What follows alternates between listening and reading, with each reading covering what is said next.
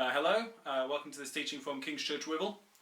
We're in the middle of our series looking at rest, spiritual intimacy and the elimination of hurry. Last week we started looking at Sabbath, the principle of Sabbath rest, where it's found in the Bible, and what really the Bible talks about when it talks about Sabbath rest.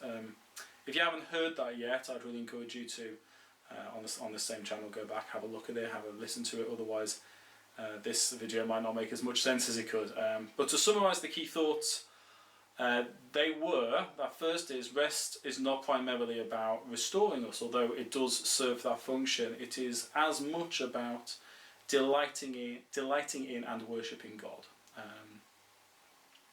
Stopping for a day's rest is written into our creation. It's modelled to us by the Father, it's instructed to us in the law, and it was practiced by Jesus. And as people who call ourselves Christians, people who follow Jesus Christ, if we see Jesus doing something, it certainly requires us to seriously consider that it's something we should be doing too. So clearly through all of the Bible. The second thing is the Sabbath is a gift from God to us.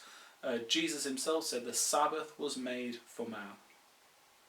And then finally that Sabbath in the law is meant to serve both as a recognition of who God is and also as a way to stand against the non-stop practices of the world. The line that is used in Deuteronomy, "Remember you were once slaves," sums this up wonderfully. It is a way of remembering that we live differently, that we are differently, and that God has given us a different way to live. Ultimately, Sabbath is a day of stopping, resting, delighting, and worshipping.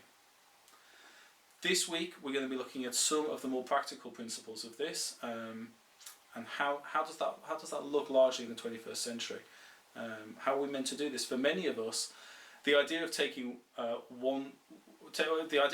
week and trying to find 24 hours that we are able to do this, it's a ridiculous concept.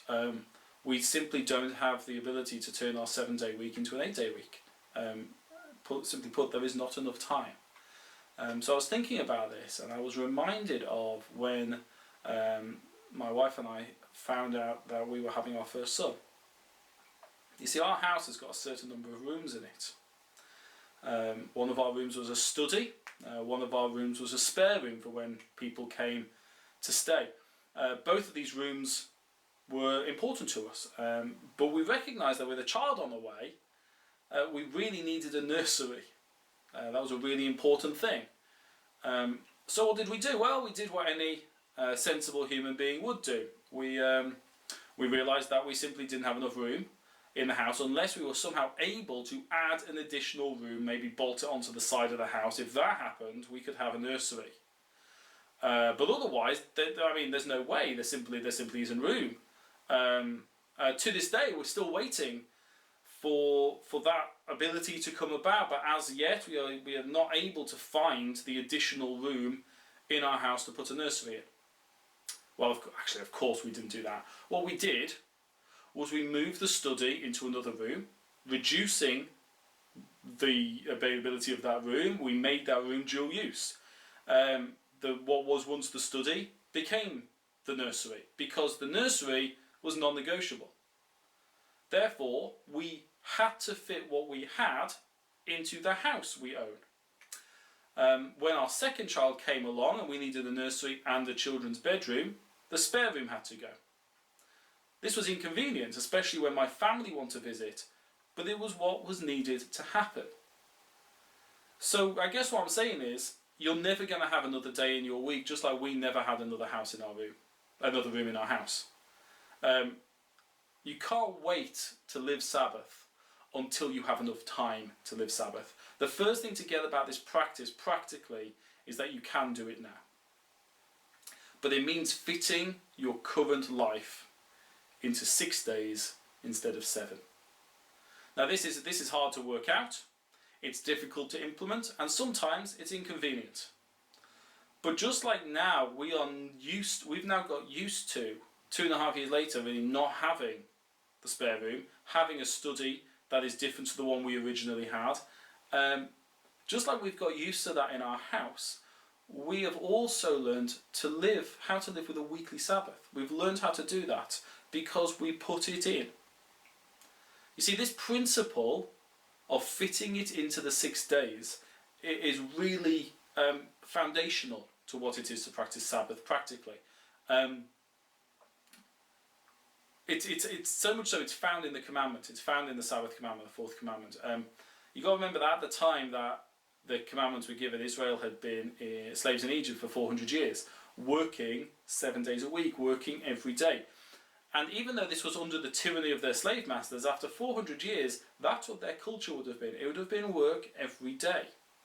God would have known this. And in the commandment, this is what it says. This is the fourth commandment. It says, remember the Sabbath day by keeping it holy. 6 days you shall labour and do all your work, but the seventh day is a Sabbath to the Lord your God. You see, the command is not just to take a day of rest and delight, but to also do your work in 6 days. Disciplining your work into 6 days takes time, it takes practice. Completing your work, and in order to create the space to delight and stop and rest and worship, is not something we got right for a very long time. And we still miss it some weeks, we still get it wrong.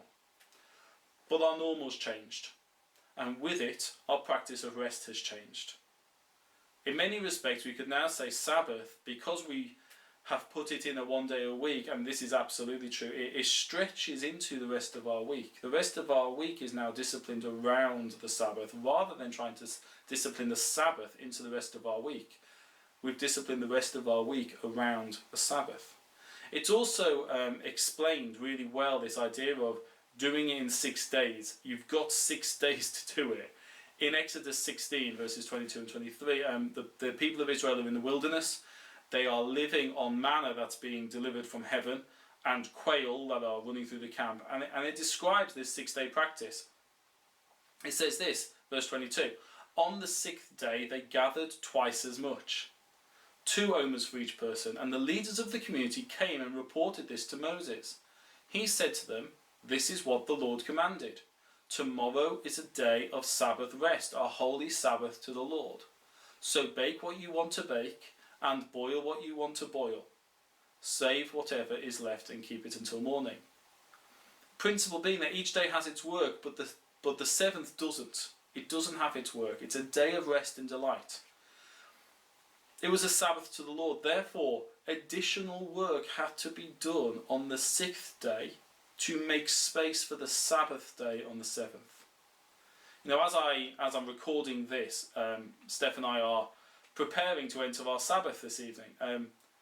Today we've done our shopping, we've cleaned the house, we've finished all of our paid work, we've sorted out the garden a bit, we've planned our day for tomorrow, we've made the necessary phone calls, we've spoken to who we need to speak to, so that tomorrow those things don't need doing.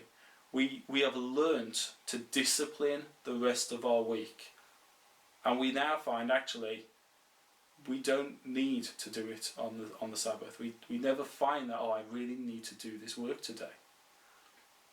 So the first and most important practical principle of the Sabbath is this. You can do it and you can start now. You might not be very good at it at first, but you can do it. The second big question after you've decided that you can do it is when you're going to do it. Now there is a very good and practical reason why God instructed Israel to take a Sabbath together. When everybody is doing Sabbath together, it makes sense. You're not all clashing with each other over your day of rest. There is a lot of collaboration that is needed in society and in church. And if everybody's taking their Sabbath on different times, that's a very challenging thing to get right and to work out. When everybody's taking it together, it makes sense. I think practically it makes a lot of sense that Sabbath happens at the weekend. I'm not sure most people's bosses or employers are going to take, I'm really sorry, I'm practicing my weekly Sabbath as a reason for not showing up to their job. That's not going to work. It narrows it down, doesn't it? That weekends are when it's going to have to happen. My personal opinion, I guess, I think it makes a lot of sense, is that for most Christians, a logical time to take Sabbath would be Sundays. It makes sense to have them. There is already time given in the cycle and rhythm of most Christians' walk and weekly outworking of their faith. Sundays usually already have times of delight, thanksgiving and worship in them. It's already there as part of the rhythm. It takes less to put it there. It's probably already a day that you eat well and rest well. It's probably already in place for that. Sundays are still culturally that for us. But I do want to be honest. Me and Steph don't take our Sabbath on a Sunday. We take our Sabbath from Friday night to a Saturday night, largely because actually the organisation of the Sunday meeting, planning the preaching, making sure everything's in place, making sure that all of the different systems are going on, leading the meeting, arriving in order to get everything going. And it don't get me wrong, I know that there's a huge amount of people who do this, but we don't find Sundays to be rest. There is work for us to be doing at that time. So we don't take it on a Sunday, we take it Friday night to Saturday night. That allows us Saturday evening to do any necessary stuff before we go into our Sunday. Also for me, being a teacher, having Sunday afternoon to prepare for my week coming up at work is really helpful. Actually, that's a useful thing. So when we made the decision over when we would Sabbath, it made more sense to do it on a Friday night to a Saturday night. That in itself has its own challenges though, because finishing work on a Friday afternoon and being ready by a Friday evening, getting all of the prep done that allows us to do this in that small window, that can be tough. I guess what I'm trying to say is there is no right time to do it. I don't want anyone to fall for this thing that the only time you can Sabbath is a Sunday, or what some denominations would say is the only time you can Sabbath is a Saturday. That's just not true. It's not true. But it does make sense to Sabbath on a Sunday in some form, because the including of the weekly gathering as part of worship, it's logical. I know a lot of people, some people, who take their Sabbath from Saturday lunchtime to Sunday lunchtime. They finish their Sabbath with worship corporately with the church, and they end their Sabbath on the Sunday morning going into lunch, largely because they have Saturday morning to do their prep. They can enjoy the vast majority of Saturday. They can finish with worship, and then they might have family around on the Sunday afternoon, which requires work because they've got to get their house sorted and clean up, and they've got to cook the meal.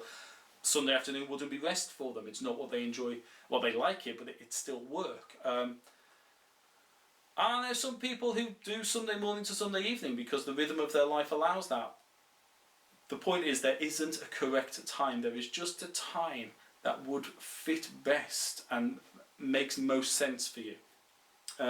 It's a question that each of us needs to ask and to consider carefully. One thing I would add to this though is, if you choose not to Sabbath on a Sunday, the weekly meeting is still a really important practice for a follower of Jesus. Me and Steph never ever say, since we did our rest and delight in our worship yesterday, we have no need for the meeting. Of course we do. Sabbath is not meant to lead us into isolation and individualism, but further into the love and care of God, which must lead us into a greater desire to be with his people in the community that's called local church. Sabbath will make us want to be there. It infests the rest of our week. So we get to a point of saying it can be done. We work out when to do it. The next thing I want to talk about is really quite practical, which is, what do you do on this day? There's a really wide scope. But I want to begin by just asking the question, what's the difference between Sabbath and a day off? A day off is a day that you take care. The day off is the day that you take for yourself. It can be a duvet day, or it's a get the jobs done day. You can mow the lawn, you can clean the car, feel on top of the to-do list again. All those jobs have been hanging over, get those done. And that might be okay if we were only instructed to take a Sabbath, but we're not. The fourth commandment says that we are to take a Sabbath to the Lord. It's a day of rest and delight in God. So there are many, many things that fall into what it is to rest and delight in God, very much depending on who God has made you and what you love. But there are a few things that I would argue should be part of every single follower of Jesus' Sabbath. The first is, I think there should be time spent with the Lord. Prayer, intimacy, silence and closeness, finding time to just be with God. When we've got 2 children, that is hard. It's hard on any day. We have found ways to do that. The second thing is worship. I don't mean singing, although if singing's your thing, then love it. Singing to God's great. But time given over to meditating on the goodness of God, to refocusing your soul, to aligning who you are, to become back into who God is, and bringing that closeness. This is worship. It's us sacrificing who we are for the sake of who He is. Worship should be part of our Sabbath. The third one, and I'm sure nobody's going to argue with me on this, is you should eat really well on the Sabbath. Sabbath is a day of feasting and celebration and delight and rejoicing. We always start our Sabbath with a 3-course meal. We put the kids to bed and me and Steph sit down and we eat well. This week it's antipasti for starter, we've got lamb shanks for the main, and we've got salted caramel cheesecakes for dessert with a nice glass of Rioja. And it's a wonderful evening. We remember Jesus together, we talk about the things of God together, we delight and we celebrate. We spend a lot of time just talking about what we're grateful for in our lives and who God is and how He's brought us into things. And we celebrate the things of God, but we do so by celebrating.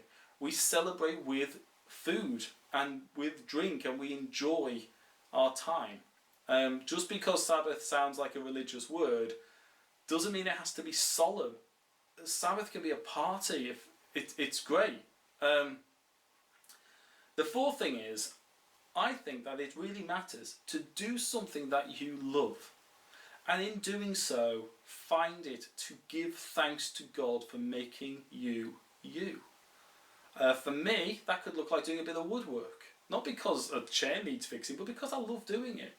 Or reading and just sitting there and going, thank you God for making me me. This is who you made. This is what you gave me to delight in, and I'm going to delight in it.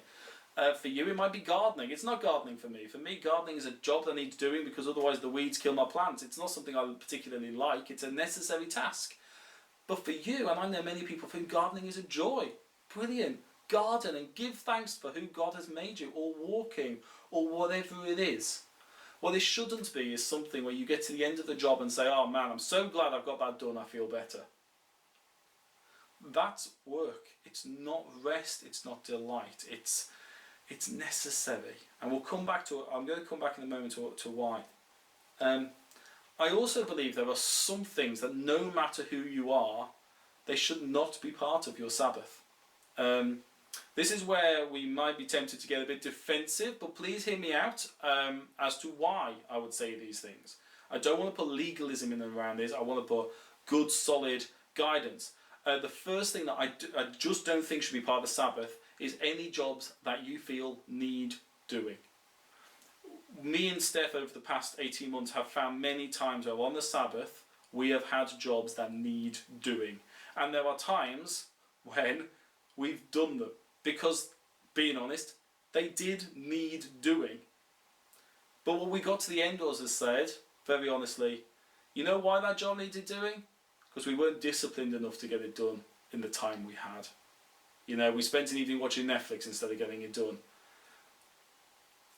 We've learned. That's the key. It's not about beating yourself up. It's not about having a whole set of rules. It's about learning and saying, actually, I'm going to get the jobs that need doing in the 6 days I've been given to do them. But I'm going to rest and delight and worship on the 7th. The other thing about that is, when you don't do the jobs that need doing, it actually acts as an act of worship to God. It's effectively a faith response of the statement, God, you know you don't need me. It can wait. It can wait until the time you've given me. The world is not going to stop spinning because this job doesn't get done. You're perfectly capable of doing it without me. Most of the jobs that I think need doing are actually, that word need often translates for me to, I'm too impatient to wait. We use the word need too liberally. Most of the time it masks an impatience on our behalf.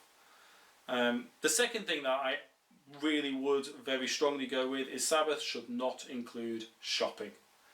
Going to the shops, doing your food shop, you can do that in advance.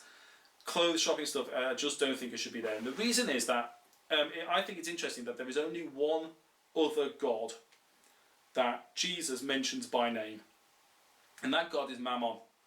Mammon is the god of wealth and the accumulation of things. Now, don't get me wrong, I am not some sort of advocating some sort of monk lifestyle where we don't own anything at all, and having nice things is in some way wrong, because it's not. You know, I like Amazon. I like the fact that if I want something, I can click a button and it will come to me. I don't want to go back to like 12th century or anything like that. But there is something about taking the Sabbath, and when Jesus talks about Mammon, his statement is you cannot serve both God and Mammon. Sarah is going to speak on this more next week. But for now, just to say the Sabbath is a day for delighting in what God has given you and thanksgiving for where God has brought you to. It is not a day for the accumulation of more. It's a day to practice delight and contentment and gratitude for the life you have right there in that moment. When we take time to accumulate more, it does something to our souls that says, I will be happier after I have something else. The discipline of Sabbath breaks that and says, actually, I can be happy just in the delight and in the rest I find in God. I don't need more. So I don't think shopping should be part of Sabbath. The third one is mobile phones. Phones are brilliant. They allow us to keep in touch, to communicate, to know what's going on in the world. I'm not against phones by any means. But one day a week to turn off your phone and to live free of it. To spend a day actually not knowing what's going on in the news that day. Not constantly getting beeps, being away from social media. Sometimes me and Steph would put our phones onto airplane mode. Just so we can take pictures of the kids. But even now, we more often than not leave our phones at home and are just happy with memories instead of photographs. We remember what happened, and it's a special time for us. You see, phones, a lot of the stuff that we have on our phones which we think are serving us, it's not. Like, phones are designed by designers to compete for our attention. Apps are written to make you want to come back to them and come back frequently. Games are written intentionally addictive. Whole studies are done on how to make these things addictive so that you don't want to put them down. Now, on a day where we're saying a Sabbath to the Lord, where we want to give our attention fully to God and who He is on this day, phones need to be very strongly disciplined to the point where switching them off is probably the best thing you can do. Now, that brings with it challenges, and I think, don't want to hear me wrong, if you've got a family member in hospital and you need to be on the end of the phone, that's fine. But don't think that leaving your phone on just in case. Well, God's bigger than that. God's bigger than that. The just in case is this background anxiety that lives in us of probably somewhere something's going wrong and I have to be able to be contactable. Actually, the more we act, the bigger truth is probably something somewhere isn't going wrong and everything's going to be absolutely okay until you turn it on again at the end of your rest. Another thing that I don't think should happen on Sabbath is fasting, or other disciplines of abstinence. I'd say apart from maybe seasonal fasts, like if you're doing a week-long fast or a 40-day fast, well done. But if you're doing that, fasting, abstinence, they don't really tie in very well with delight and celebration. They don't add up. These are disciplines that rub against each other. So me and Steph, we don't fast on our Sabbaths. We feast. We feast on our Sabbaths. But I would say on that, having the discipline of Sabbath and fasting in your weekly routine is very good. It's good for you spiritually, it's good for you physically. If you feast one day a week and feast the other days too, you're probably just going to get unhealthy. But if you feast one day a week and fast a day a week, it kind of balances out a bit more. So those are a few sorts of do's and don'ts in many respects. From my experience, some of them from what I read in Scripture, some of the things that I've just found have helped me. But we reached the point, therefore, where we know Sabbath can be practiced, it can be done. We may need to work out what works best in terms of the timing for that, but I would say 24 hours is a good starting point. It's 24 hours. I don't think Sabbath works in the same way if you try to build up to it. I'll start by Sabbathing a couple of hours. It's not really. You're not going to find the delight, and you're not going to learn the practice quickly enough in that way. And maybe we got there a little bit of a guide of what we should or shouldn't be taking part of. But then we reach the tough part, which is very difficult to put into a video like this, which is the specifics that each person might face in their own walk in living this. So many questions that some people you're going to need to consider for yourself, found within the principles of Sabbath. What about shift workers who don't work regular hours? What does it look like for them? Do you move the Sabbath around? Do you take it when you're able to, or if your day is off is that day? Do you ask your boss if you could have a regular day off, a day or a fixed day off work to be able to Sabbath? These are all things, and different people will go down different routes, and that's fine. It will be harder because it will be a harder discipline, I believe. What about if you live with someone or are married to someone who doesn't want to practice this with you? That can be quite tricky if you decide you want to start practicing Sabbath and you want to start doing something, but the person who you're closest to or who interacts in your life most is disrupting that. That's a challenge in itself, and finding out what it looks like is something that you'll probably learn as you start practicing it. What about times of massive upheaval, circumstantial shift? What was if you need to move house on the Sabbath? My thing would be, it's one of the 10 commandments to keep the Sabbath, but we don't live under law. If on some occasions there are times when, for one reason or another, it doesn't look the way you would want it to, that's fine. As an example, my parents live down in Birmingham. I want to go and visit them. If we go and visit them, we travel down on a Friday night and we come back on a Saturday night. Do I cancel doing that because very, very rigidly 7 o'clock on a Friday, that's when Sabbath starts, I can't be driving halfway across the country, that's not restful? No, of course not. What I say is, okay, that week we start it a bit later. We'll start our rest when we get to my parents' house, and you know what, it's wonderful because I get to celebrate by seeing my family. And then we'll spend the day naturally resting with people we love on the Saturday, and we'll drive back, and those weeks it looks a little bit different because we don't get our big meal at the start. But to be honest with you, for me, going to my parents' house, we're going to get a lot of big meals when we're there anyway, so it's not a problem. But the point is, there are lots of questions that could come up. If you are seeking an answer to all those questions before you start, you probably won't start, because the answers will be found in what you learn along the way. And I'd encourage you to start learning. When Steph and myself started looking at this 18 months ago, we didn't know how it was going to look. We got 2 young kids, but we were convinced it was what God had given us. So we started, and in living it, we found answers to loads of our questions. We now know, for instance, that you really need to plan for circumstances that only a 1-year-old could cause. We need to make sure they've got snacks in as well. Sometimes we'll buy presents for the boys for Sabbath because they're young enough. We want to start teaching them about the celebration of Sabbath. So we get them like a little colouring book that they get, or they get an ice cream so that they can start feasting with us. We'll often get lasagna for them because it's their favourite meal. And Friday night they have their lasagna on their own because they have their special meal, and then we put them to bed and we have our meal. And that will change as they get older. They will get old enough where they eat with us, and we Sabbath as a family together, and we will have to learn what it looks like as they grow up, but we're going to carry on doing it. We love to see people on Sabbath, and so we've learned that we need to make plans before we turn our phones off sometimes, because otherwise we don't get to see anyone because we've turned our phones off. We also have learned that it's helpful if we have points in the day where, for instance, I will look after the boys so Steph can go and have time with God. And then maybe we'll spend some time as a family, and then Steph will have the boys and I'll go and have some time with God. This rhythm is something that we've learned that works for our family, which might not be necessary in other people's lives. We've learned that we love walking, and we love walking together on our Sabbath, and we'll quite regularly just go for long walks with no destination and stroll and chat and enjoy and delight.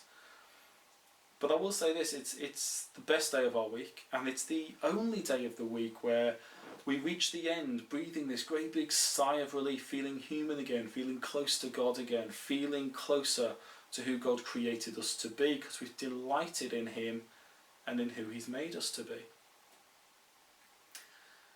Now, with all of this said, there is just one final thought I want to share, and that is this.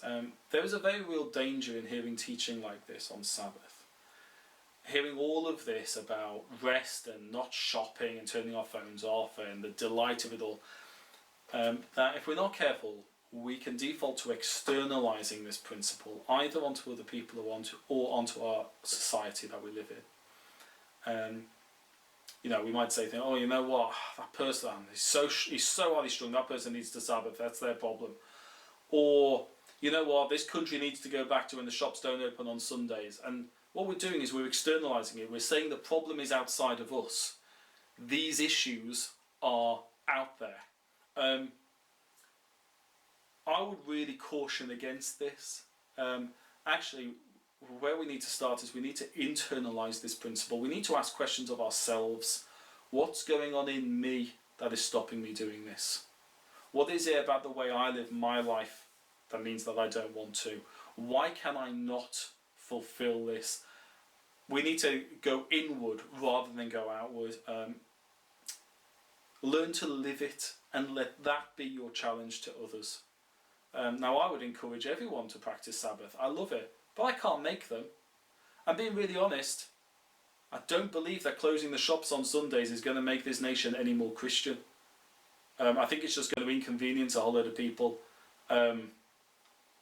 It's not going to make people want to follow Jesus. That's not how it works. It's not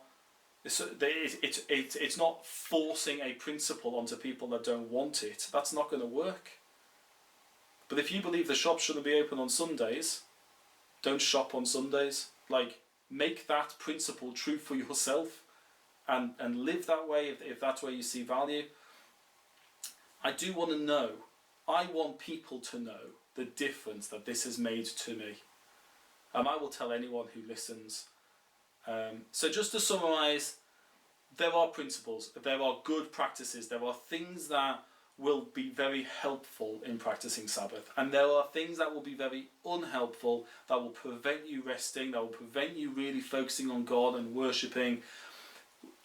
Ultimately, Sabbath should not be a day like any other, and if you've got 2 weekend days, your Sabbath day should look very different to your other weekend day. They shouldn't look the same as each other, but what it's going to look like for each individual is something that will probably be found over a long period of practice. And with that, I just want to say thanks for listening. And